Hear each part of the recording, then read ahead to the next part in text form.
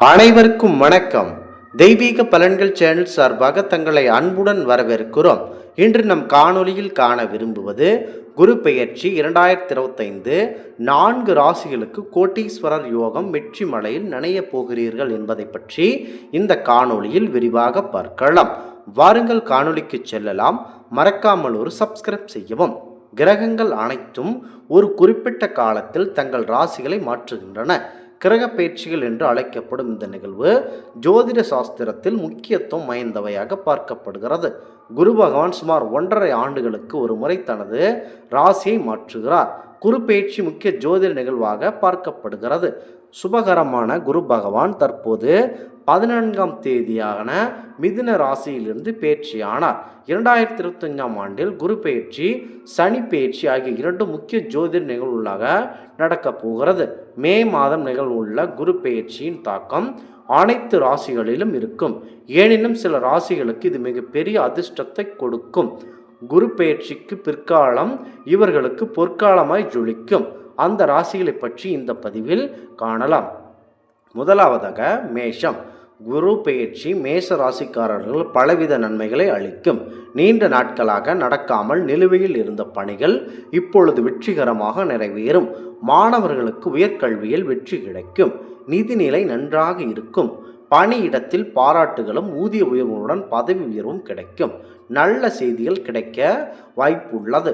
குடும்பத்தில் அமைதியும் மகிழ்ச்சியும் இருக்கிறது.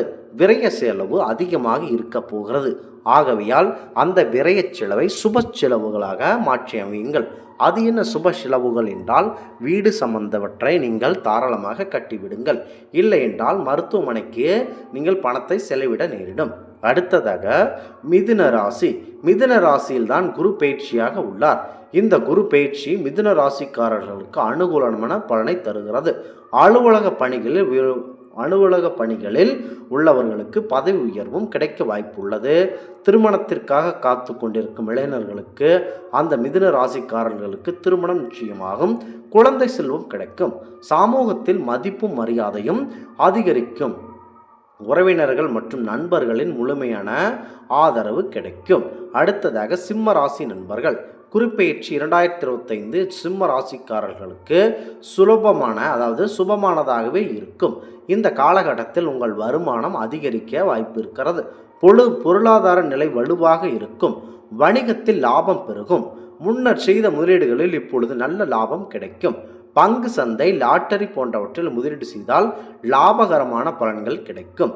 உடல் ஆரோக்கியம் நன்றாக இருக்கும். அதற்காக வேலைக்கு செல்லாமல் அதிர்ஷ்டத்தை நம்பி இருக்க வேண்டாம். கண்டிப்பாக நல்ல பலன் உங்களுக்கு இருக்கிறது. அடுத்ததாக மகர ராசி நண்பர்கள். குருப்பெயர்ச்சி 2025 மகர ராசிக்காரர்களுக்கு மங்களகரமானதாக இருக்கும். வேலை, வணிகம், வியாபாரத்தில் முன்னேற்றம் ஏற்படும். பழைய கடன்களில் இருந்து நிவாரணம் கிடைக்கும். குடும்பத்தில் மகிழ்ச்சியும் அமைதியும் இருக்கும். குழந்தைகள் மூலம் நல்ல செய்திகள் கண்டிப்பாக கிடைக்கும். குரு பகவானின் அருளை பெற குரு பிரம்மா, குரு விஷ்ணு, குரு தேவோ மகேஸ்வரா, குரு சாஷாத் பரபிரம்மா, தக்ஷை ஸ்ரீ குருவே நமக என்று ஸ்லோகத்தை பாராயணம் செய்வது நல்லது. இது தவிர வியாழக்கிழமைகளில் குரு பகவானின் சன்னதியில் விளக்கேற்றி வழிபட வேண்டும்.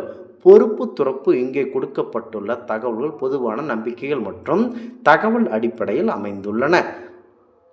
கண்டிப்பாக குரு பயிற்சியின் மூலம் அனைத்து ராசிக்காரர்களுக்கும் நல்லவையாகவே நடக்கப் போகிறது.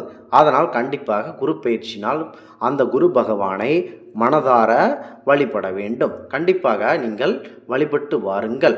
அனைத்து கிரகங்களும் குறிப்பிட்ட காலகட்டத்தில் ராசி மாற்றுவதற்காக ஜோதிட சாஸ்திரம் தெரிவிக்கின்றன. குரு பகவான் சுமார் 11.5 ஆண்டுகளுக்கு ஒரு முறை தனது ராசியை மாற்றுகிறார். 25ஆம் ஆண்டில் மே மாதம் 14ஆம் தேதி குரு பகவான் மிதுன ராசியில் பயிற்சியாக உள்ளார். குரு பயிற்சி மிகப்பெரிய ஜோதிட நிகழ்வாக இருப்பதால் அதன் தாக்கம் அனைத்து ராசிக்காரர்களின் வாழ்விலும் இருக்கும். எனினும் குறிப்பாக இந்த ராசிக்காரர்கள் மிகுந்த பலனை அவர்களுக்கு கிடைக்கப் போகிறது. கண்டிப்பாக இந்த ஆன்மீக தகவல் உங்களுக்கு பிடித்து இருந்தால் தெய்வீக பலன்கள் சேனலை கண்டிப்பாக சப்ஸ்கிரைப் செய்து கொள்ளவும். மீண்டும் ஒரு நல்லதொரு காணொளியில் உங்களை சந்திக்கிறோம். நன்றி, வணக்கம்.